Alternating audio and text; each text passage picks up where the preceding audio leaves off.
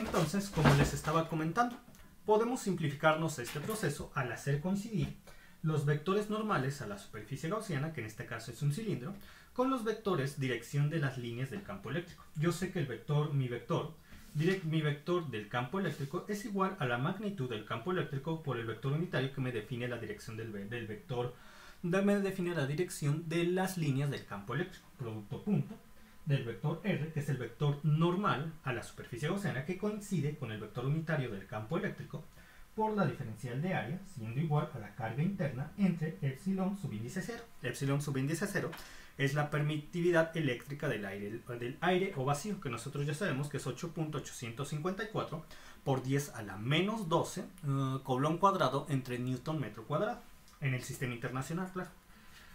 Bien, como yo he hecho coincidir el vector normal a la superficie gaussiana con las líneas del campo eléctrico, entonces esta expresión se reduce aquí a la integral de superficie aquí ya puedo sacar la magnitud del campo eléctrico porque es una constante. Este producto unitario me da 1 y tenemos la diferencial de área, que es la magnitud del vector de campo eléctrico por la integral de la diferencial de área es igual a la carga interna entre epsilon subíndice 0. De tal forma que yo tengo ¿cuál sería la integral de la diferencial de área? Pues sería el área. ¿El área de quién? De la superficie gaussiana.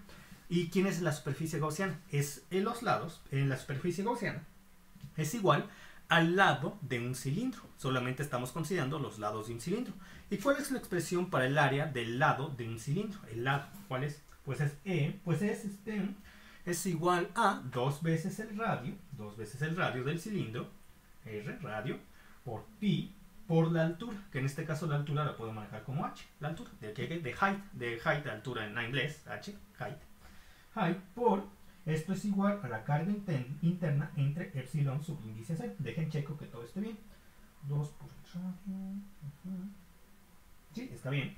Por lo cual, el campo eléctrico para este caso sería igual a ¿qué? El campo eléctrico para este caso sería igual a la carga interna entre 2 por el radio, por pi, por la altura, por epsilon.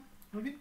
Ahora, hay algunos físicos matemáticos que les gusta expresarla de esta forma. Dicen, bueno, nosotros tenemos puntos de carga a lo largo de esta varilla, por así decirlo, o esta línea, varilla, y decimos que la densidad lineal de carga es igual a la carga interna, es decir, considerando todo esto, entre la longitud de esa varilla, porque precisamente ese es el concepto de la densidad lineal de carga. La carga total, en este caso, toda la carga interna, entre la longitud de la varilla, que sería su altura, h. Y yo puedo dejar esto expresado, a la carga interna como la densidad lineal de carga entre la altura, de tal forma que yo podría tener expresado el campo eléctrico para este caso igual en términos de la densidad lineal de carga, que me daría la densidad lineal de carga por la altura entre 2 veces el radio por pi por la altura epsilon, y esto se puede simplificar porque altura entre altura es igual a 1, de tal forma que tendríamos la densidad lineal de carga entre 2 por el radio por pi entre epsilon subíndice 0.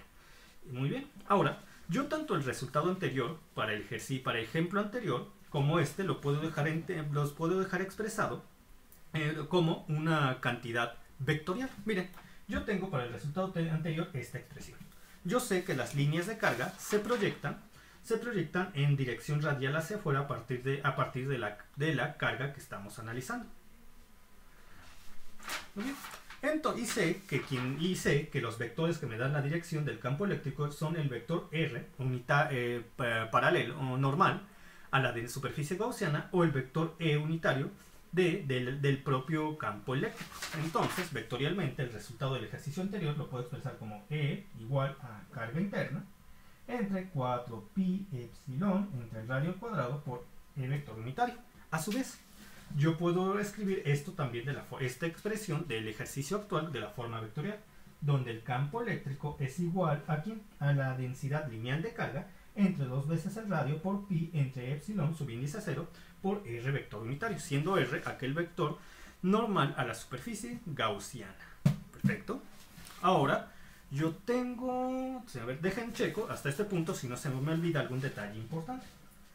tendría la carga in, entonces E, 2R por pi por la altura, carga in, entonces E es igual a entre 2R por pi por, está bien, entonces es esto,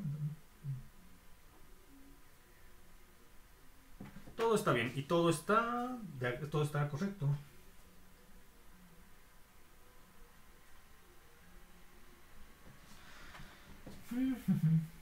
Todo está bien. Ahora voy a pasar con un último ejercicio para que esta idea quede clara. ¿Qué tal si tenemos dos placas metálicas?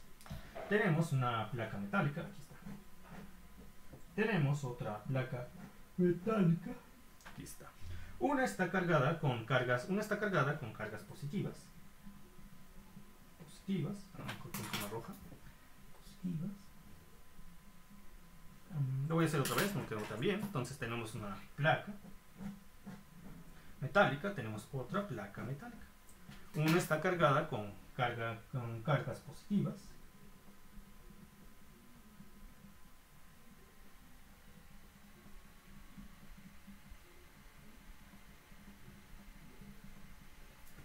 Y otro con cargas negativas. De tal manera que las líneas de campo eléctrico se dirigen de las cargas positivas a las cargas negativas.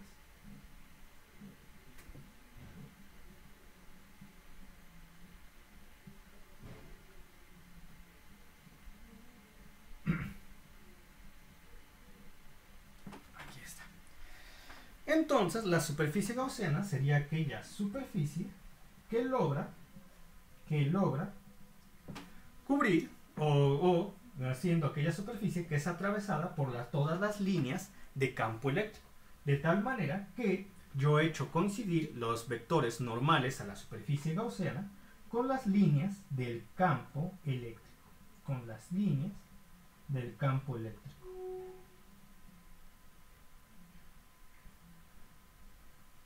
entonces han coincidido el vector unitario que es normal a la superficie gaussiana con las líneas del campo eléctrico. Para un sistema como este, ¿cómo quedaría mi expresión de la ley de Gauss del campo eléctrico? Vamos a ver. La integral de superficie del campo eléctrico, producto punto por la diferencial de superficie, es igual a la carga interna entre epsilon subíndice 0. Aquí, como yo he hecho coincidir las líneas, y esto lo puedo expresar como la integral de superficie de la magnitud del campo eléctrico por el vector unitario que me permite dar la dirección al campo eléctrico, producto punto, el vector normal a la superficie gaussiana por la diferencial de área igual a la carga interna entre epsilon subíndice 0. Entonces, como yo he hecho coincidir la dirección de las líneas de campo eléctrico denotada por el vector unitario E con el vector normal a la superficie gaussiana R, el producto punto de ambos es 1, de tal forma que la expresión queda reducida como la magnitud del campo eléctrico por la integral de S por la diferencial de área. Sí, esto es 1, ¿sale? Sí, por la diferencial de área igual a la carga interna entre epsilon subíndice 0. Muy bien. Entonces, hagan de cuenta que las placas están sobre el plano XY, solamente que a diferentes alturas. De tal forma que la superficie gaussiana también está sobre el plano XY, a una altura entre la altura de la placa positiva y la placa negativa. Entonces, yo puedo generalizar el área de la superficie gaussiana, que es lo que obtendría al integrar la diferencial de área, un área, como X por Y. El área X por Y, en este caso de una superficie rectangular, porque así cubriría todas las líneas del campo eléctrico que se generan entre la placa cargada positivamente y la placa cargada negativamente. Entonces ya puedo escribirlo esto como E por XY igual a la carga interna entre epsilon subíndice 0. Para este sistema, el campo eléctrico quedaría expresado como la carga interna entre XY entre epsilon subíndice 0. Y si lo quiero expresar vectorialmente, entonces me doy cuenta que si yo tengo las placas sobre el plano XY, las líneas de campo eléctrico están sobre el eje Z positivo porque van hacia arriba. Entonces sería carga interna entre XY por epsilon, entre epsilon subíndice 0 por Z vector unitario o por K vector unitario, si lo quieren expresar como en el otro sistema, K in XY epsilon K vector unitario. Y así, como les digo, no es necesario complicar el sistema o complicarse la vida para aplicar las leyes de Gauss del campo eléctrico. Lo importante para simplificar el sistema y que lleguemos al resultado correcto es hacer coincidir las líneas del campo eléctrico, la dirección de las líneas del campo eléctrico con la dirección del vector unitario que es normal a la superficie gaussiana. Así llegaremos rápidamente a definir el campo eléctrico gracias a la integral original. Entonces, por el momento me despido, es todo. Continuamos la próxima clase ya con potencial eléctrico. Nos vemos. No he abordado mucho estos temas porque son fáciles de definir. E igual los ejercicios son sencillos de resolver y de explicar. Entonces, por el momento me despido. Nos vemos. Que tengan buenas noches. Hasta pronto.